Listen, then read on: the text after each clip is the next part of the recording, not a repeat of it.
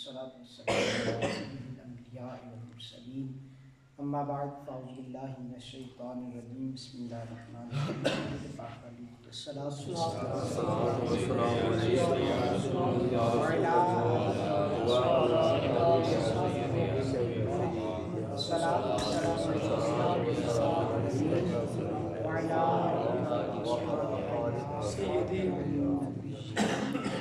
کل ہم نے سنا تھا کہ فرض وہ ہوتا ہے وہ عمل کہ جس کا کرنا قرآن پاک سے ثابت ہو یا حدیث متواتر سے ثابت ہو.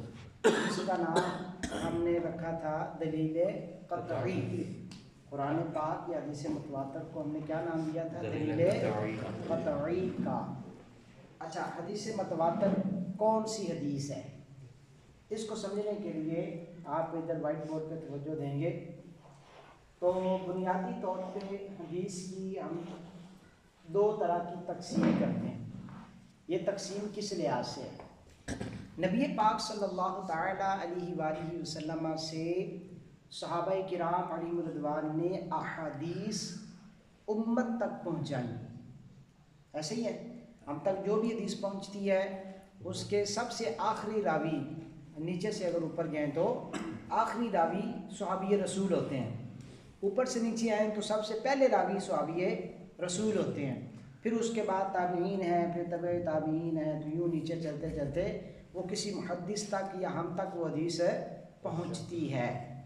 تو اب نبی پاک علیہ الصلوۃ والسلام کے صحابہ کرام علیہ رضوان سے جو احادیث مبارکہ امت تک پہنچی نا، ان کی مختلف کیٹاگری ہیں، مختلف صورتیں ہیں.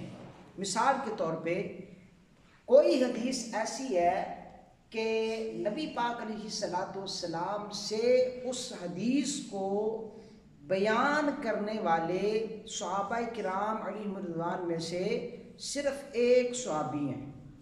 صحابہ کی پوری جماعت میں سے صرف ایک ہی صحابی اس کو بیان کرتا ہے کہ نبی پاک علیہ الصلوۃ والسلام نے ایسا فرمایا، اور باقی کسی صحابی سے وہ حدیث امت تک نہیں پہنچی ہوتی. ٹھیک ہو گیا؟ اب سرکار کا فرمان ہے لیکن اس کو بیان کرنے والے کتنے صحابہ ہیں؟ ایک صحابی ہے.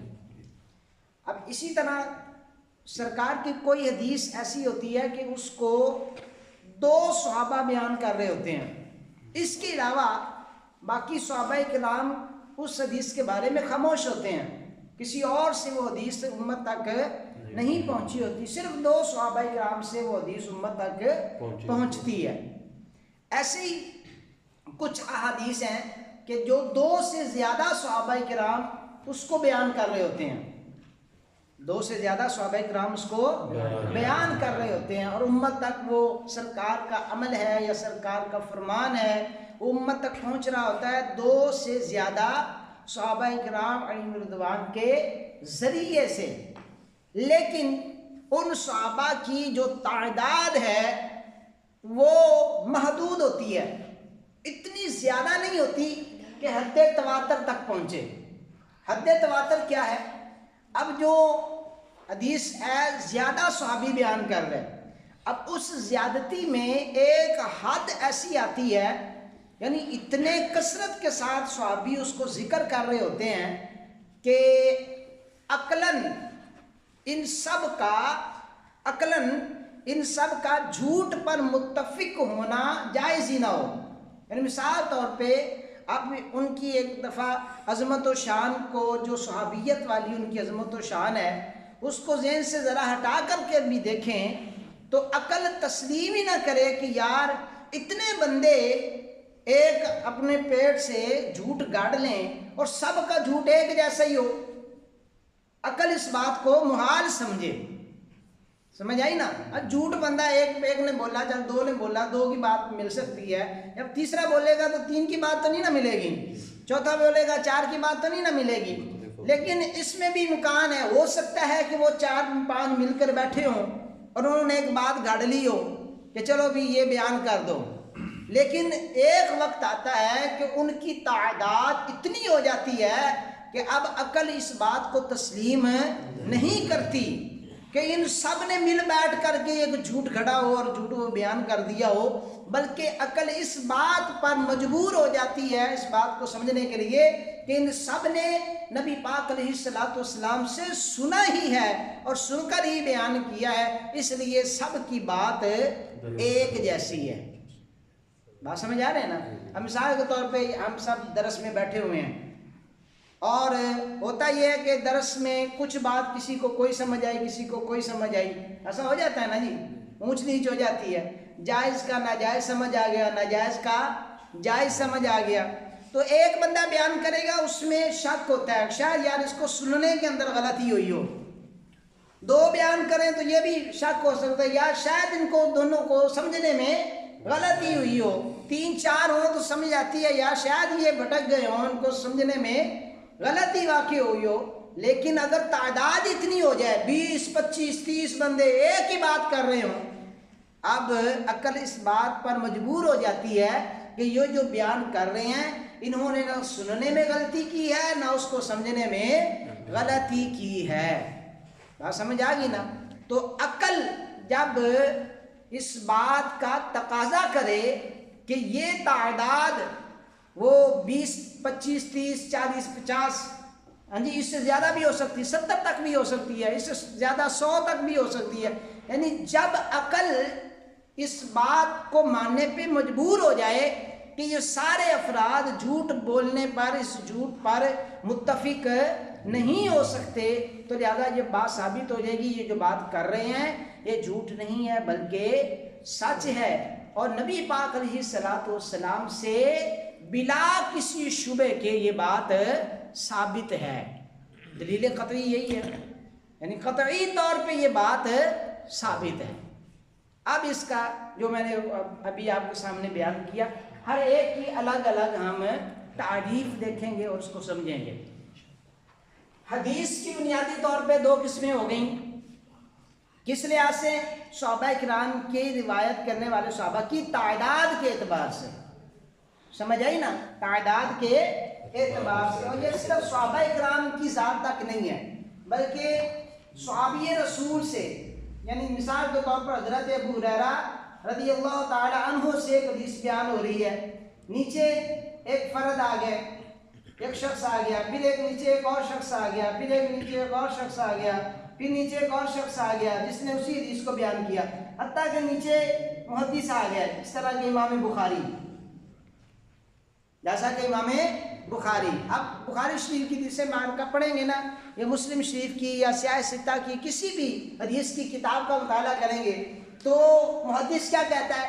حدثنا فلان، حدثنا فلان، حدثنا، وہ نام لیتا ہے، مگر حدثنا یحییٰ، حدثنا داؤد، حدثنا آگے علی، حدثنا عثمان، وہ اپنے استادوں کے نام لیتے ہیں کہ مجھ سے بیان کیا میرے استاد یحییٰ نے، وہ کہتے ہیں مجھ سے بیان کیا میرے استاد داؤد نے، وہ کہتے ہیں مجھ سے بیان کیا میرے استاد سلیمان نے، وغیرہ وغیرہ جو بھی نام ہے، حتیٰ کہ چلتے چلتے آخر میں جو ہے وہ تابعی کہتا ہے حدثنا ابو ہریرہ، ہم سے یہ حدیث بیان کیا کس نے؟ حضرت ابو ہریرہ رضی اللہ تعالی عنہ نے۔ قال، اب ابو ہریرہ فرما رہے ہیں قال رسول اللہ صلی اللہ تعالی وسلم، سرکار نے ایسا ایسا ایسا ایسا فرمایا تھا۔ اب یہ ہوگی سند، یہ ساری کیا ہے؟ سند، یعنی محدث نے جو حدیث بیان کی اس نے سرکار سے نہیں سنی بلکہ سرکار سے جو روایت کر رہا ہے یہ ان لوگوں کو ذکر کرتا ہے جنہوں نے سرکار سے بالواسطہ جو ہے یہ حدیث مبارکہ سنی ہے۔ ابو ہریرہ نے بلا واسطہ سنی، ان سب نے بالواسطہ سنی، واسطے کے ذریعے، وہ واسطہ ہے حضرت ابو ہریرہ کا۔ تو اب اسی طرح اگر کہیں بھی یہ اس سند کے اندر راوی ایک رہ جائے، جس طرح کہ شروع میں یہ اکیلے ہی ابو ہریرہ ہیں اور صحابہ کی پوری جماعت میں سے کوئی بھی صحابی اس روایت کو ذکر کرنے والا نہ ہو، تب بھی وہ حدیث غریب، تب بھی وہ حدیث غریب اور اگر صحابہ میں سے تو 2 یا 4 بیان کر رہے ہیں، لیکن اگلا جو فرد ہے وہ کہتا ہے میں نے فلاں فلاں فلاں صحابی سے سنا، لیکن ان 4 صحابی سے سننے میں یہ اکیلا ہی ہے، اس کے ساتھ والا اور کوئی نہیں ہے، تو پھر بھی سند جو ہے وہ ایک بندے پہ آ کے رک گئی، یا شروع میں ایک بندے پہ رکی تھی یا آگے جا کر ایک بندے پہ رک گئی، یا اسی طرح آگے جا کر جب کسی بھی ایک بندے پہ رک جائے اور اس زمانے میں اس دور میں اس کے علاوہ اس حدیث کو بیان کرنے والا اور کوئی نہ ہو تو اس کو کہتے ہیں حدیث غریب۔ اب یہ حدیث غریب سمجھیے گا کہ سند حدیث کے اندر اگر کہیں صرف ایک راوی حدیث مبارکہ کو بیان کرے تو اس حدیث کو حدیث غریب کہا جاتا ہے۔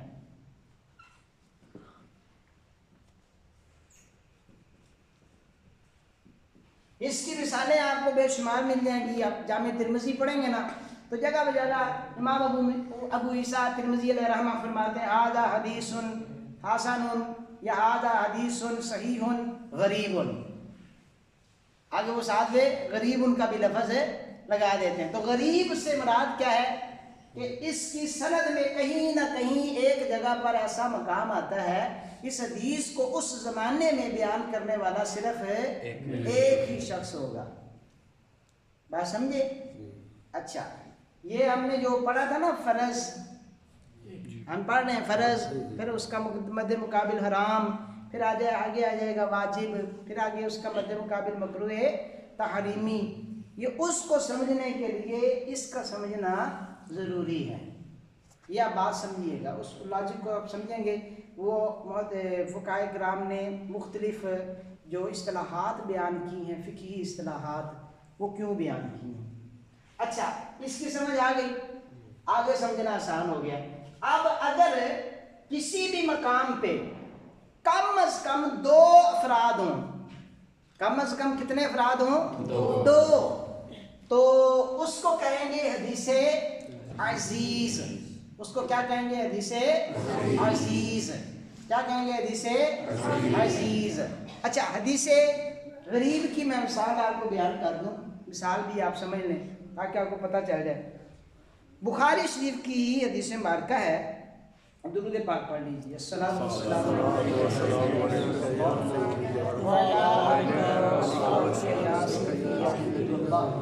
حضرت ابو ہریرہ بیان فرما رہے ہیں عن ابی ہریرہ کا۔ اچھا، اس سے پہلے میں نا سند بھی پڑھ دوں، وہ جو بات چلی تھی نا سند کی، اس پہ میں سند پڑھتا ہوں۔ امام بخاری کیا کہتے ہیں؟ امام بخاری کہتے ہیں حدثنا عبداللہ ابن محمد۔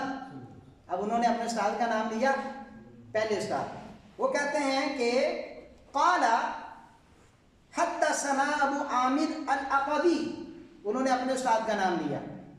اب وہ کہتے ہیں حدثنا سلیمان بن بلال، انہوں نے اپنے استاد کا نام لیا۔ وہ کہتے ہیں حدثنا عبداللہ بن دینار، انہوں نے اپنے استاد کا نام لیا۔ ان ابی صالح، اب اس کے اوپر ایک اور استاد ہے، ان کا نام ہے ابو صالح، وہ کہتے ہیں ان ابی ہریرہ تھا، حضرت ابو ہریرہ رضی اللہ تعالی عنہ سے یہ روایت ہے۔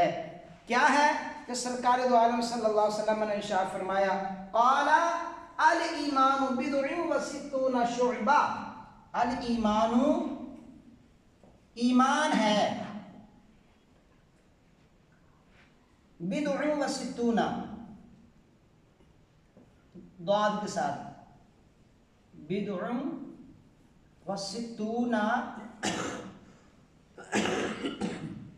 شعبتن،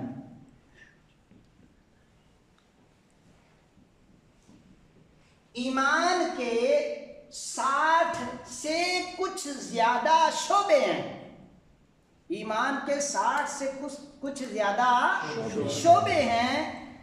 والحیاء شعبۃ من الایمان، اور فرمایا حیا بھی ایمان کا شعبہ ہے، یعنی ایمان کے 60 سے کچھ زائد حصے ہیں، اور حیا بھی ایمان کا حصہ ہے، حیا بھی ایمان کا حصہ ہے۔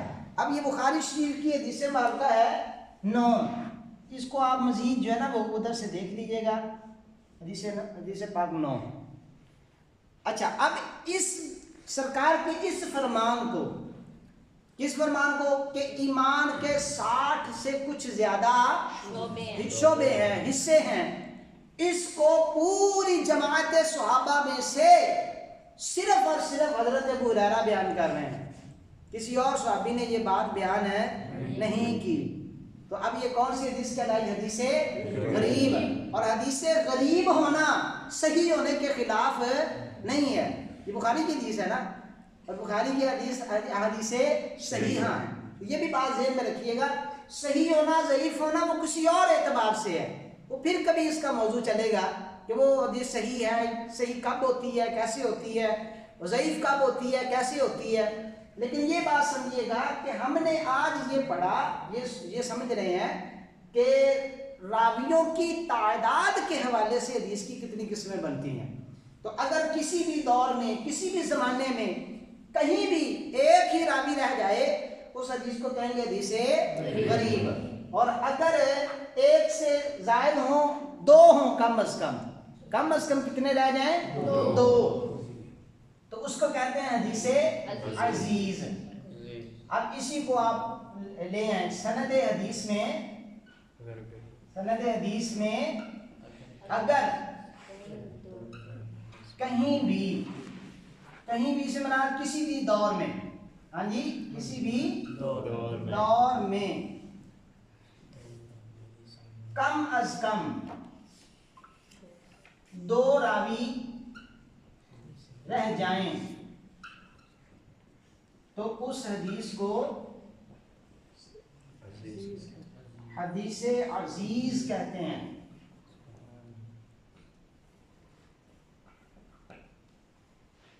راوی سے مراد کیا ہے؟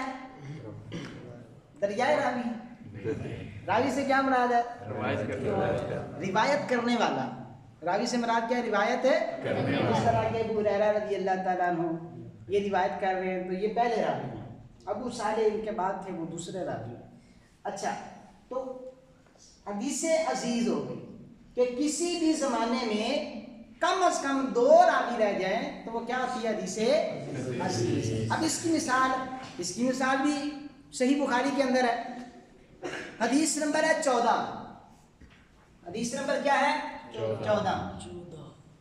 یہ میں ویسے پڑھ دیتا ہوں، آپ بخاری شریف سے دیکھ لیجئے گا، ہم نے بارہا یہ حدیث مبارکہ سنی بھی ہوئی ہے۔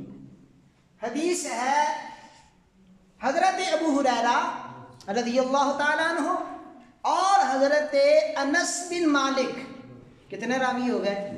2۔ اب تیسرا راوی اس حدیث کا نہیں ہے، 2 ہی صحابی ہیں، ایک ہے حضرت ابو ہریرہ، دوسرے کون ہے؟ حضرت انس بن مالک۔ اچھا، انس نہیں ہوتا، انس نون کے زبر کے ساتھ۔ اچھا، حضرت انس بن مالک اور حضرت ابو ہریرہ۔ اب حدیث کیا ہے؟ نبی کریم علیہ الصلوۃ والسلام کا ارشاد گرامی ہے، لا یؤمن احدکم حتی اکون احب الیہ من والدہ وولدہ، فرمایا تم میں سے کوئی بھی اس وقت تک کامل ایمان والا نہیں ہو سکتا یہاں تک کہ میری ذات اسے اس کے والدین اور اس کی اولاد سے بھی زیادہ پیاری ہو جائے۔ یہ حدیث مبارکہ ہم نے بارہا سنی، اور یہ حدیث کون سی ہے؟ حدیث عزیز۔ یہ کون سی حدیث؟ حدیث عزیز۔ اچھا، آگے حدیث مشہور۔ حدیث مشہور وہ ہے کہ جس کے راویوں کی تعداد کم از کم 3 ہو، یا پھر 4 5 6 7 جتنی بھی آگے چلی جائے، لیکن حد تواتر سے کم ہو، حد تواتر سے کم ہو۔ حد تواتر کیا تھی؟ کہ اتنی تعداد کہ عقل ان کے بارے میں تصور ہی نہ کر سکے کہ یہ سارے جھوٹ پر متفق ہو سکتے ہیں، جھوٹی بات پر متفق ہو سکتے ہیں، عقل اس بات کو تصور ہی نہ کر سکے. یہ ہے حد تواتر، اس سے پیچھے پیچھے رہے لیکن عزیز سے آگے رہے. عزیز سے آگے نمبر 3 پہ آ گئے. کہیں بھی زمانہ روایت کے اندر، کسی بھی دور کے اندر راویوں کی تعداد کم از کم 3 ہو اور زیادہ سے زیادہ اتنی ہو کہ حد تواتر تک نہ پہنچی ہو تو اس حدیث کو کہتے ہیں حدیث مشہور. یہ لکھ دیا ہے تو مثال یہ مٹائیے.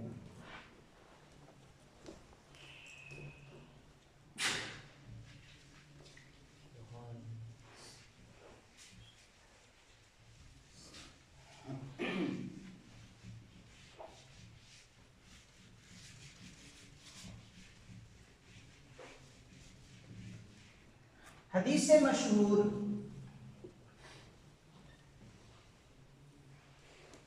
جس حدیث کو روایت کرنے والے کم از کم 3 اور زیادہ سے زیادہ اتنے ہوں کہ جن کی تعداد حد تواتر تک نہ پہنچتی ہو.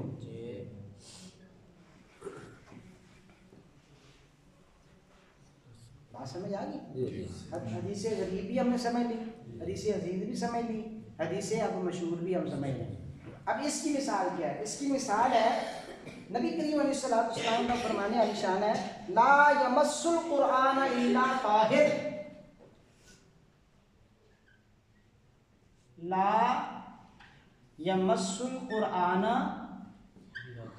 الا طاہر.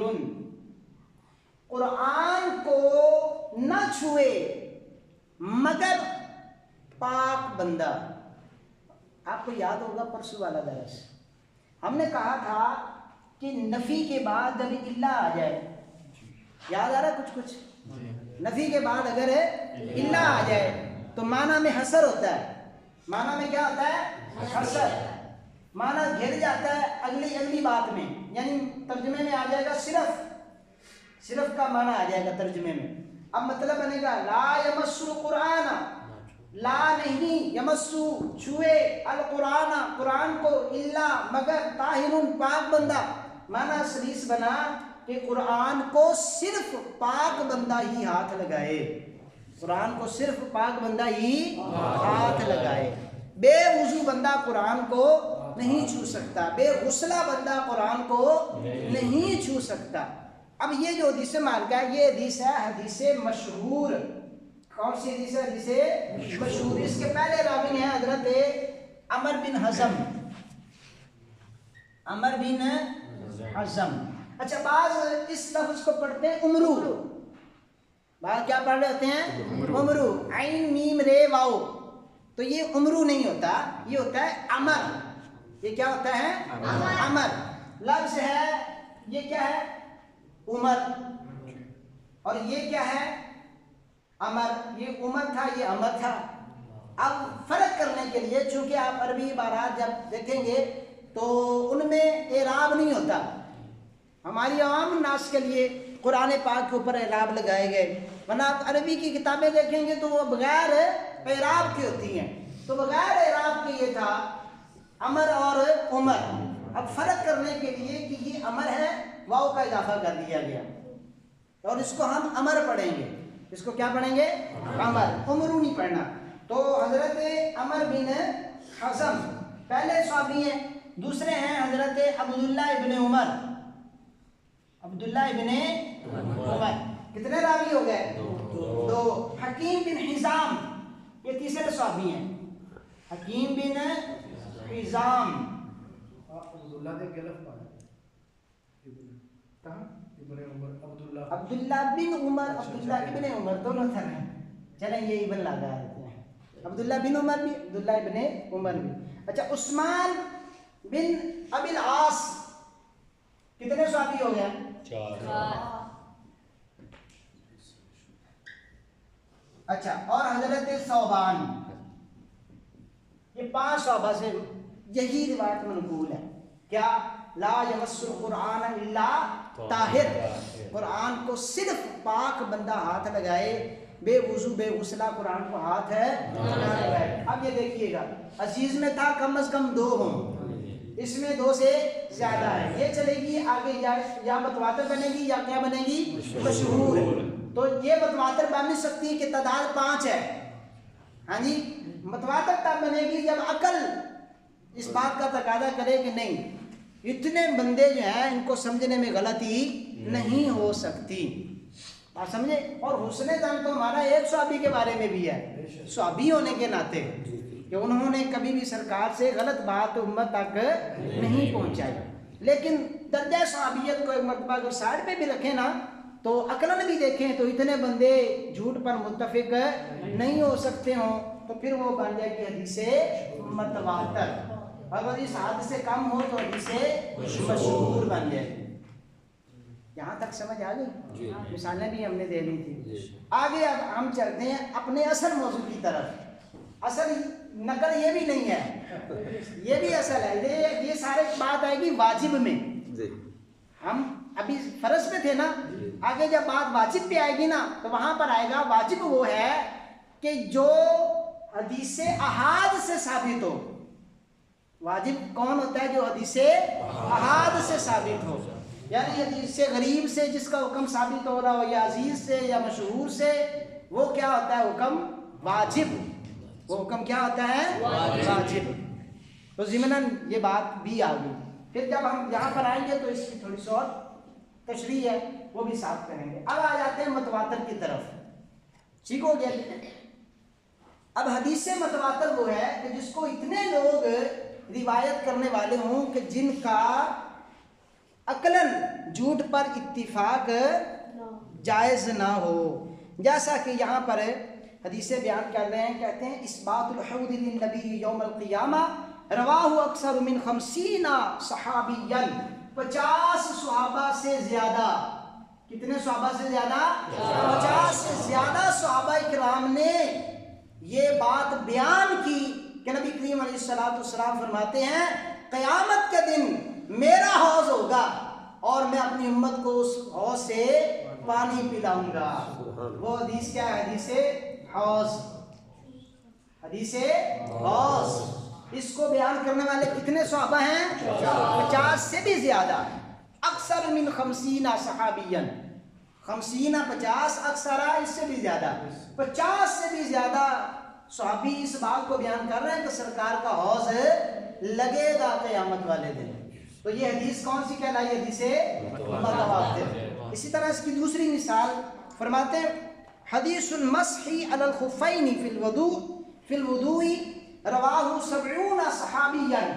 70 صحابہ کرام بیان کرتے ہیں نبی کریم علیہ السلام نے وضو کرتے ہوئے موزے پہنے ہوئے تھے.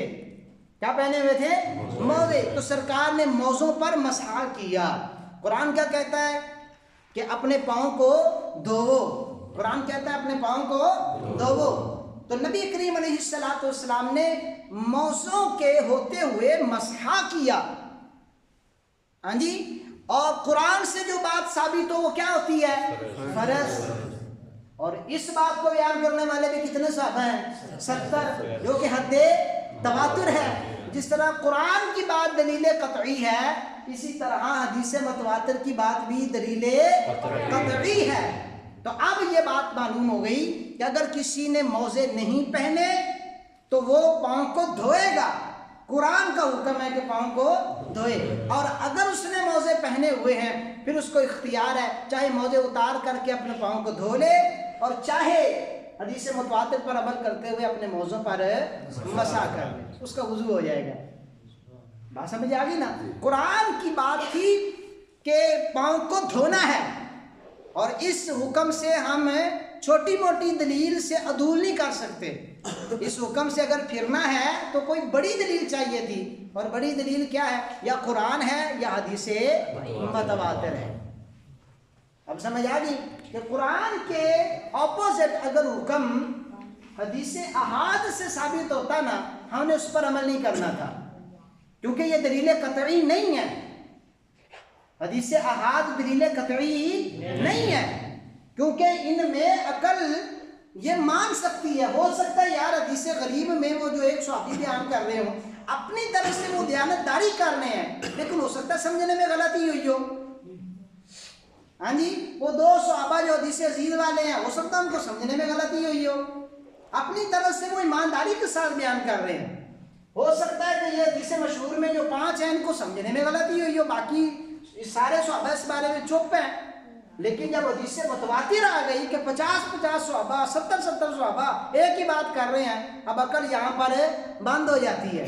ایسا نہیں ہو سکتا کہ 50 کوئی بات سمجھ نہ آئی ہو. تو اب حدیث متواتر اگر قرآن کے کسی حکم کے سامنے آ جائے، بات سمجھ آ رہی ہے نا، تو پھر ہم حدیث متواتر کو لیں گے. لیکن اگر حدیث احاد میں سے کوئی حدیث قرآن کے اپوزٹ آ جائے تو پھر ہم سمجھیں گے کہ یار راوی سے کہیں نہ کہیں وہ جو ہم نے ایک لسٹ بیان کی تھی، لسٹ بیان ہوئی تھی نا حضرت ابو ہریرہ سے امام بخاری تک، تو ہو سکتا ہے اس لسٹ میں کسی کو جو ہے وہ سمجھنے میں غلطی ہو گئی ہو. تو لہٰذا ہم قرآن کو نہیں چھوڑیں گے، احادیث احاد پر ہم عمل نہیں کریں گے. یہ دلیل ظنی تھی، قرآن دلیل قطعی ہے. اب اسی طرح بیان کرتے ہیں کہ نزل القرآن علی 7 احرف. ایک حدیث ہے، سرکار فرماتے ہیں قرآن 7 قراءتوں پر نازل ہوا. قرآن کی کتنی قراءتیں ہیں؟ 7. اور اس حدیث کو بیان کرنے والے راوی کتنے ہیں؟ رواہ 27. اس حدیث کو بیان کرنے والے صحابہ کی تعداد ہے 27.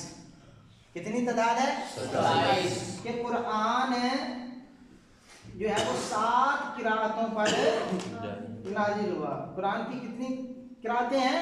7 قراءت. اور یہ 70 والی کون سی تھی؟ موضوع پر مسا کی، موضوع پر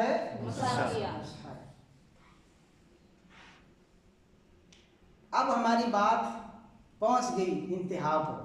وہ جو ہم نے تعریف پڑھی تھی فرض کی. فرض کس کو کہتے ہیں؟ کہ جو دلیل قطعی سے ثابت ہو.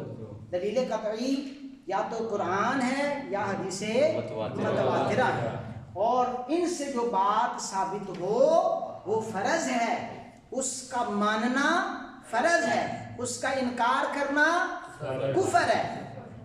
فرض کا انکار کرنا کیا ہے؟ کفر ہے. اور انکار کرنے والا کافر ہے، اور جو اس کے کفر میں شک کرے وہ بندہ بھی کافر ہے. اور فرض کو ترک کرنے والا، یعنی فرض کو مانتا ہے، جس طرح نماز فرض ہے، مانتا ہوں جی فرض ہے، پر پڑھتا نہیں ہے، ٹھیک ہے نا جی. تو فرض تو مانے لیکن ترک کرے، اس کو پڑھے نہیں، اس کو ادا نہ کرے، تو اس پر استحقاق عذاب ہے، یعنی اس کو جہنم کا عذاب دیا جائے گا. یہ وعید ہے. بات سمجھے؟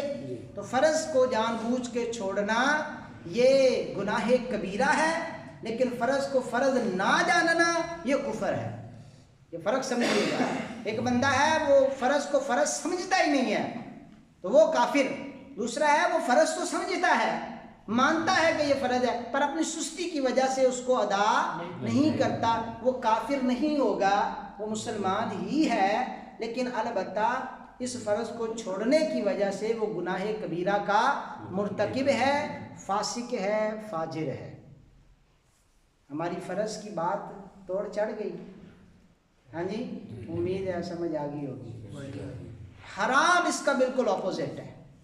ایک جملے میں بات کلیئر کر دوں.